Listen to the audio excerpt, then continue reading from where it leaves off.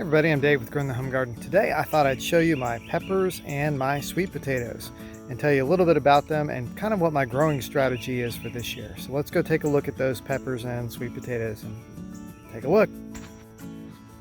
This year I decided I would try a companion planting technique where I use the properties of one plant to help produce the other plant. And in this case, I grew the sweet potatoes down here as ground cover, and then the peppers are growing up and above those sweet potatoes so that they can utilize the ground cover. So that kind of works really well because you've got one plant that's more lower growing. There is a little bit of a tendency for the sweet potatoes to try to climb up the side of them, but it's not like a bindweed or a morning glory would be.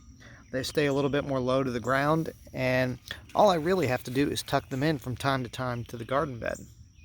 In the meantime, the peppers can grow up and above, and they can get all the foliage up here so that it can get all the sunlight from the sun.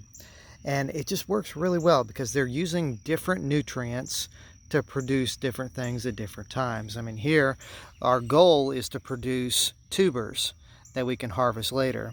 And then with the peppers, the goal is to produce the fruit. And so they're using different nutrients to actually produce all that. Now the sweet potatoes I grew from one store-bought sweet potato, and we made slips out of them. And then basically we did that by putting them in a jar, and they started sprouting the slips up there, and then we just pulled off the slips and then we shoved them in the dirt. It's really simple, really easy to do. So you don't actually have to go out and buy a huge amount of stuff from the store. You can, if you've got one that's starting to sprout in the pantry, you can just go ahead and use it. Stick it in a jar of water and let it go. So it's really easy to do. I'll pop a picture of that up because I didn't actually record any video of that one. But it's a very simple process using one plant to kind of complement the other. You could do the same thing with a winter squash. You could do this with tomatoes. You could put the sweet potatoes on the bottom bed of a tomato bed. So once your peppers or tomatoes or whatever the other crop is are done, then you can remove those and then harvest from the ground underneath. Now you'll have to probably replenish the beds with some good compost afterwards because you're really maximizing the yield of everything that you've got in that garden bed.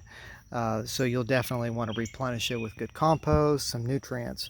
I have added some bone meal in here, and when I initially plant pepper plants, for the first couple weeks I'm using blood meal also to spur some vegetative growth because they need that vegetation in order to start putting on a bunch of peppers later.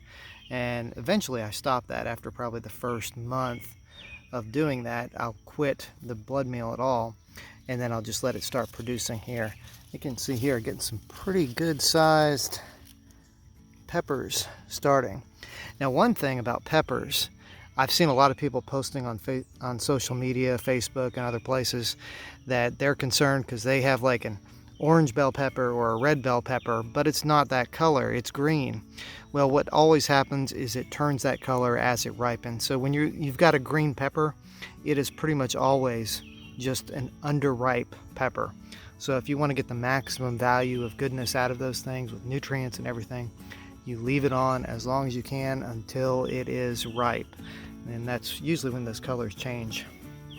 So that's just a little bit about growing peppers in combination with the sweet potatoes. I hope you enjoyed this short little video on that. And if it was helpful, give me a like, and please subscribe. I'd love to show you more about the garden and gardening as we go forward this summer. Thanks for watching.